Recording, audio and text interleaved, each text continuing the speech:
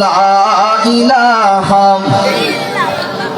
যার দিলে আছে আল্লাহর ভয়, আল্লাহ আল্লাহ সব সময়।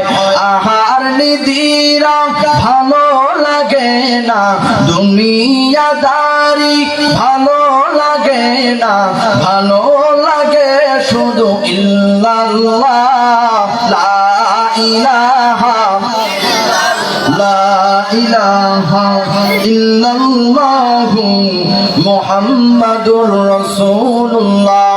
বাজান আমার আর কোনো দিকে নজর নাই। আমার ভাইরা, আমার বন্ধুরা, আরে কেন এত সুন্দর গজল নিয়ে আসলাম, ইসলামিক গান নিয়ে আসলাম? যারা আমাকে ফেসবুক কিংবা ইউটিউব বিভিন্ন প্ল্যাটফর্মে দেখেছেন, হাজারো মানুষের সামনে কথা বলে অভ্যস্ত, মনের ভিতরে প্রশান্তি আসে না, কেন জানি ফাঁকা ফাঁকা লাইগা যায়। এজন্য একটু সিস্টেম কইরা আপনাদের মনের ভিতরে জায়গা কইরা নিয়া এখন শুনেন না, একটু লক্ষ্য করেন। বন্ধুরে, জীবনে তো অনেক বয়ান শুনছেন, অনেক বক্তার কণ্ঠে ওয়াজ শুনছেন। বন্ধুরে, একটু তাকাইয়া নন, দেখেন দেখেন কেমন একটা বয়ান নিয়ে এসেছি। আমার বন্ধুরা, আমার ভাইরা, কোন দিকে নজর নাই। আল্লাহ তাআলা আজকে অনেক মেহেরবানি কইরা যেহেতু রব্বুল আলামিন নিয়ে আসছেন, দেখেন তো কত মানুষের মৃত্যুর খবর পাওয়া যায়। এই যে দৌলতিয়া ঘাটে পাঁচটা পইরা গেল একদম সাগরের মাঝি। আহারে বন্ধু, তাকাইয়া দেখছেন নি একটা ছোট্ট বাচ্চা কেমন কইরা বলতেছে, আমার মাটা আমার জানালা দিয়া বাইর কইরা দিছে, যা বাবা যা, তুই দুনিয়াইতে বাইসা থাক, কিন্তু আমার মাটা বের হয় নাই। আহারে আজকে এমন একটা বয়ান নিয়ে আসছি, এমন একটা বয়ান আপনাদের সামনে উপস্থিত করতে চাইতেছি। এ মুসলমান, যেই বয়ানটা সারা বাংলাদেশে আমি করি, আহারে প্রায় প্রায় যেই সমস্যাটা এলাকার মধ্যে দেখা যায়, বিভিন্ন প্রকার সমস্যায় জর্জরিত। আহারে যেই সমস্যাটা হইল, আজকে নিজের মাকে সন্তান মা বলে না, অথচ শাশুড়িকে আম্মা আম্মা ডাক দেয় বারে বারে। কথা বলেন ঠিক না? আহারে দেখেন তো কেমন একটা সমস্যা। যেই মাটা ছোট্ট একটা পেটের মধ্যে রাখতে পারলো দুইটা সন্তানকে, তিনটা সন্তানকে পেটের মধ্যে রাখতে পারলো, কিন্তু দুঃখের বিষয় বড় হওয়ার পরে ওই সন্তানটা মায়ের ভাত কাপড় দিতে পারে না। এমন সন্তান আছে। মুসলমান ইমানদার, এ ইমানদার আল্লাহর গোলাম, দেখেন রে, ডক্টরদের কাছ থেকে আমি জেনেছি, ডক্টররা বলতেছে, ভাই জানেননি মায়ের গর্ভটা হইল কেমন? মায়ের এই পেটটা হইল 13 ইঞ্চি। জানেননি এই পেটটা কিন্তু 13 ইঞ্চি। যখন একটা সন্তান চলে আসে, যখন গর্ভের মধ্যে চলে আসে, তখন 10 ইঞ্চি, 11 ইঞ্চি, 12 ইঞ্চি, 13 ইঞ্চি পর্যন্ত তো পেটটা থাকে। কিন্তু সন্তানটা যখন আর একটু বেড়ে 14 ইঞ্চি হয়ে যায়, মায়ের পেটটাতে একটু চাপ কইরা যায়, এমনে এমনে কইরা 15, 16, 18 পর্যন্ত যখন ইঞ্চি হয়ে যায়, তখন সন্তানটার জায়গা আর এই 13 ইঞ্চি পেটের মধ্যে হয় না। তখন সন্তানের এই পা দুইটা মায়ের কলিজা বরাবর লাইগা যায়। মা ওই সময় দেখবেন সহ্য করতে পারে না, মা ওই সময় কান্না করে আর শাশুড়ি আর তার জামাইকে জানাইয়া দেয়, আহারে মনে হয় আর আমি বাঁচবো না। কত মানুষ সিজার করতে যাইয়া মারা যায়, কত মানুষের লাশ চইলা আসে, মনে হয় আমিও আর বাঁচবো না। কেন জানি আমার দিলটা সাক্ষী দেয়, মনে হয় আমারও মৃত্যুর সামনে চইলা আসছে। প্রাণের স্বামী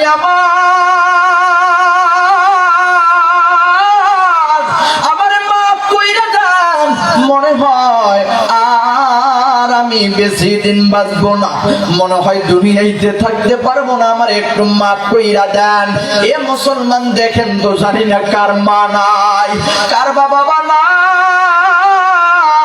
কার বা জনম দুঃখনি মা নাই। আহারে লক্ষ্য করেন, যার মা নাই, যার বাবা নাই, এই মানুষটার মতো দুঃখী কেউ নাই। কিরে যুবক, কোন মা বাবাকে আজকে বুড়া বুড়ি বলো, কোন মা বাবাকে আজকে কষ্ট দাও? এ যে মা হারাইছে ওই মানুষটার দিকে আজকে তাকাইবি। ওই মানুষটার সামনে মায়ের কথা বললেই কেন জানি চোখ দিয়া পানি পড়ে। মানুষটা বয়স্ক হয়ে গেছে, কিছুদিন পর আল্লাহর বান্দাও কবরের বাসিন্দা হইয়া যাবে। তারপর ডাক দিয়া বললেন, কেন আপনি কান্না করেন? কই মায়ের চেহারাটা কেন জানি মনে হইয়া যায়, বাবার চেহারাটা মনে পইরা যায়। আহারে বাবা যদি থাকতো, একটা বাবা বলে ডাক দেয়, দিলটা শান্তি পাইয়া যায়, দিলের ভিতরে প্রশান্তি চলে আসে। কার জানি মা নাই, এবার প্রত্যেকটা মানুষ দিলটা নরম কইরা দেন। এই জীবনে গুনাহ করতে করতে দিলটা পাথর হইয়া গেছে, কোন দিকে নড়াচড়া নাই। আহারে অল্প কিছু মুহূর্তের মধ্যে আমি আমার বয়ান শেষ করে দিয়া দিব, এইবার কোন দিকে নজর নাই। মুসলমান ইমানদার দেখেন তো কেমন রে, নবীজিও তো মায়ের প্রতি দুর্বল ছিল। আমার আপনার নবীজি মায়ের প্রতি দুর্বল ছিল। নবীজির প্রিয় সাহাবী হযরত আনাস রাদিয়াল্লাহু তাআলা আনহুর নাম কে না শুনছেন? মুসলমান ইমানদার, হযরত আনাস নবীজির সাথে থাকে, একসাথে নবীজির সাথে থাকে, নবীজির খেদমত করে। হযরত আনাস একদিন নবীজির কাছ থেকে বাড়িতে চইলা গেলেন। মুসলমান ভাইরা, হযরত আনাস নবীজির বাড়িতে যখন চইলা যায় তখন নবীজির সাথে থাইকা যায়। ওই দিন হযরত আনাস নবীজির বাড়ি থেকে নিজের বাড়িতে যখন চইলা যায়, এবার হযরত আনাসের মা এবার দেখতেছে তার আনাস একটু সালাম দিলেন, আসসালামু আলাইকুম ওয়া রাহমাতুল্লাহি ওয়া বারাকাতুহু। হযরত আনাসের মা ডাক দিয়া এবার সালামটা নিলেন, বাবারে কি ব্যাপার, কেন জানি তোমার পেটটা পিঠের সাথে লাইগা গেছে। হযরত আনাস কোনো কথা বললেন না। হযরত আনাস এবার ঘরের মধ্যে যাইয়া বিছানার মধ্যে শুইয়া পড়লেন। আল্লাহর নবীজির কাছ থেকে আসছে। হযরত আনাসের মা ডাক দিয়ে বলতেছে, বাবা রে কেন জানি দেখতেছি তোর পেটটা পিঠের সাথে লাইগা গেছে। কিরে আনাস, তুমি কি খানা খাও নাই? হযরত আনাস এখন চিন্তা করতেছেন, যদি এখন আমি আমার মাকে বলি, মা গো নবীজি আমাকে খানা দেয় নাই, তাহলে তো আমার মা কি যে মনে করে, আমার মা নবীজির প্রতি কেন জানি কেমন একটা ভাব নিয়ে আসবে। মুসলমান ভাইরা আমার, তারা তো হইল সাহাবী, নবীজি যেন কষ্ট না পায়, নবীজির যেন কোন রকম ভাবে গায়ে আঘাত না লাগে।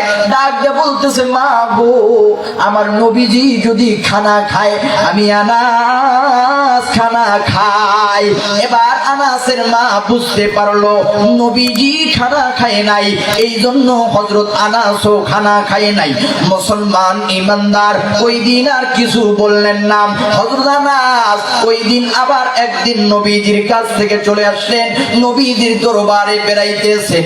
ওই দিনও হযরত আনাস বাড়ি থেকে, নবীজির বাড়ি থেকে নিজের যখন ঘরে চলে আসলেন, ওই দিন হযরত আনাসের মাথা খাইয়া দেখে হযরত আনাস ওই দিন যেন পেটের মধ্যে ছোট্ট ছোট্ট কি যেন পাইতেছে। হযরত আনাসের মা ডাক দিয়ে বলে, আনাস রে কি ব্যাপার বাবা, পেটের মধ্যে ছোট্ট ছোট্ট কি বেঁধেছো? ডাক দিয়ে বলতেছে, মাগো তুমি তো জানো আমি নবীজির দরবারে থাকি। ও গো মা, যখন নবীজির দরবার থেকে বাড়িতে আসতেছি, মা গো আমি দূর থেকে তাকাইয়া দেখতেছি নবীজি যেন পাঞ্জাবিটা তুইলা উপর দিকে একটু উঁচা কইরা নিজের পেটের মধ্যে কি পাততেছে। আমি আনাস দৌড়িয়া নবীজির কাছে গেলাম, ইয়া রাসূলুল্লাহ, ইয়া হাবিবাল্লাহ, ও নবীজি আপনি পেটের মধ্যে কি পাচ্ছেন? নবীজিকে একবার কথা বললাম, নবীজি কথা বলে না। দ্বিতীয়বার বললাম, নবী গো বলেন না পেটের মধ্যে কি পাচ্ছেন? এবার নবীজি ডাক দিয়ে বলতেছে, আনাস রে তুমি কি জানো না আমাদের বাড়িতে আজ কয়েকদিন যাবত চুলার মধ্যে রান্না হয় না। আনাস রে আমাদের বাড়িতে চুলার মধ্যে আগুন জ্বলে না। আমি নবী যে ক্ষুধার জ্বালা সহ্য করতে পারি না। আমি নবীজির ক্ষুধা লাগা গেছে রে, আমি নবী তো হইলাম গরিব। আরে আনাস, তুমি কি জানো না আমি আর ক্ষুধার জ্বালা সহ্য করতে পারি না। ক্ষুধার জ্বালার কারণে ছোট্ট ছোট্ট পাথরগুলো, সাদা সাদা পাথরগুলো আমি আমার পেটের মধ্যে পাততেছি। এই পাথরগুলোর ঠান্ডাটা আমার পেটের মধ্যে লাগতেছে, এর কারণে একটু শান্তি পাইতেছি। এবার বলতেছে মা গো, এর জন্য আমি ওই পেটের মধ্যে পাথর বেঁধেছি। আমি আনাস তো কয়েকদিন খানা খাই নাই। এবার আনাসের মা বলতেছেন বাবারে, বুঝতে পারলাম তোর নবীও গরিব, আমরাও হইলাম গরিব, তবে বাবা যাও যাও তোমার নবীরে যাইয়া বলো আমি আনাসের মা নবীরে একবার খানা খাওয়াবো। মুসলমান ভাইরা, হযরত আনাসের মা যখন এই দাওয়াত দিয়া দেয়, এবার হযরত আনাসের মা হারি দেখেন তো দেখেন, যখন দাওয়াত দিয়া দিল নবীজি এবার ওই দাওয়াতটা গ্রহণ করলো। আনাস যাইয়া বলতেছেন নবী গো, আমার মা আপনাকে একবার খানা খাওয়াবে, চলেন আমাদের বাড়িতে। নবীজি আনাসের সাথে বাড়িতে আসলো। আসার পরে যখন বাড়িতে চলে আসছে, আনাসের মা সুন্দর করে খানা দিয়া দিল। নবীজি কেবল একটা লোকমা মুখের মধ্যে দিবে, এমন সময় আনাসের মা ডাক দিয়ে বলতেছে নবী গো, আমি আপনাকে একটা কথা বলতে চাই, যদি আপনি মন খারাপ না করেন আমি কি বলতে পারবো। আনাসের মা যখন এই কথা বলেছে, নবীজি ডাক দিয়ে বলতেছে আরে আনাসের মা বলো বলো, কি এমন কথা বলতে চাও, বলো বলো তাড়াতাড়ি বইলা ফেলো। নবী গো, আমি পেরায় দেখি আনাস যেন খানা খেয়ে আসে নাই। আমি আনাসের মা, সন্তানের পেটে খানা নাই, আমি মা সহ্য করতে পারি না। আমি মার তো বুকের মধ্যে কষ্ট হয়ে যায়। আমার মা, আমি যে হইলাম মা, আমার কলিজায় আঘাত লাইগা যায়। নবী গো, আপনি যদি একটু দোয়া করতেন আল্লাহ তাআলার কাছে, আমার আনাসরে আল্লাহ তাআলা বড় লোক বানাইয়া দিত। এবার নবীজি কোনো কথা বলে না। কিছুক্ষণ পর নবীজি এবার দুইটা চোখ দিয়ে বেয়ে বেয়ে পানি পড়তেছে। আনাস বলতেছে নবী গো, মনে হয় আপনি কষ্ট পাইছেন, মনে হয় আপনি কষ্ট পাইয়া গেছেন আমার মায়ের কথার কারণে। এবার ডাক দিয়ে বলতেছে আনাস রে, তোর মায়ের কথায় আমি কোনো কষ্ট পাই নাই। কই নবী গো, তাহলে আপনার চোখ দিয়ে কেন পানি পড়ে? কই আনাস রে, তুই কি জানিস না আমার মা নাই, আমি মুহাম্মদের মা নাই, আমি মুহাম্মদের বাবা নাই। আজকে যখন তোর মা তোর কথা বলেছে, আমি নবীজি চিন্তা করি আমার মা আমি না যদি পয়সা থাকতো, আমার মা দৌড়ি আইসা আমার পেটটা দেখতো আর বলতো আমার মুহাম্মদের পেটে খানা নাই। আমার যার মা নাই, যার বাবা নাই, তার মতো দুঃখী কেউ নাই। এই মুসলমান, শুধু আর মাত্র 2-3টা মিনিটের মধ্যে কেউ উঠাউঠি করবেন না, কারো উঠাউঠি দেখে কেউ উঠবেন না, আর মাত্র কয়েক মিনিটের ভিতরে শেষ করে দিয়ে দিবা। এই মুসলমান, সেই ঘটনাটা দেখার পরে ওই দিন আমি বুঝেছি যার মা নাই তার মতো দুঃখী কেউ নাই।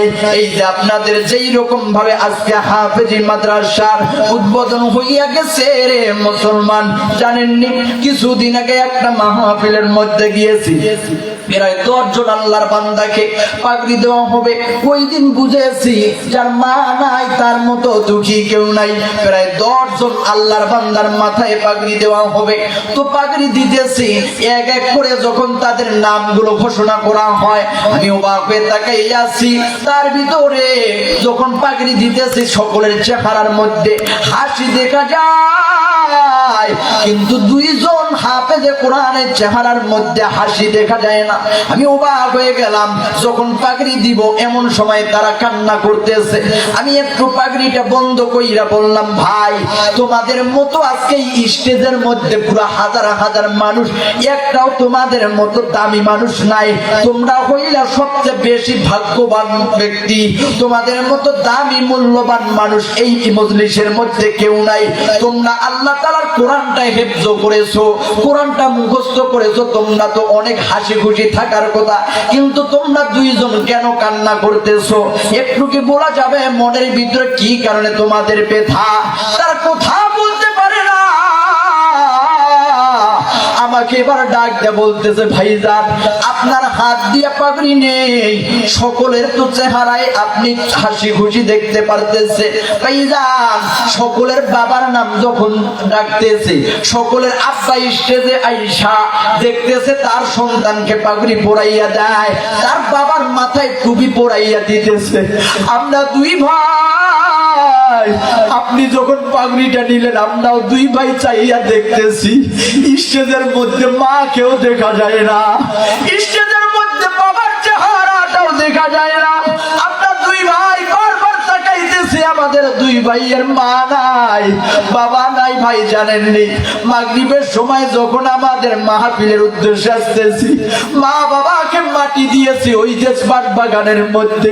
আমরা দুই ভাই ওই মা বাবার কবরের কাছে গেছি, যাইয়া মা বাবার কবরের কাছে জিজ্ঞাসা করতেছি, মা গো রাতে যখন আমাদের পাগড়িটা পরাইয়া দিবে হুজুর, সবাই তো তার মাকে পাগড়িটা দেখাবে, সকলের আয়না আছে, কিন্তু আমরা দুই ভাইয়ের তো মা বাবা না, রাতে বলো না পাগড়িটা খুইলা কে আমাদের পাগড়িটা দেখবে? আমরা দুই ভাই মা বাবার কবরে কান্না করে আজকে স্টেজে আসছি। আপনি যখন পাগড়ি দেন আমরা দুই ভাই চাইয়া দেখি, আমাদের মা বাবাকে দেখা যায় না। মুসলমান ওই দিন বুঝেছি যার মা নাই তার মতো দুঃখী কেউ নাই।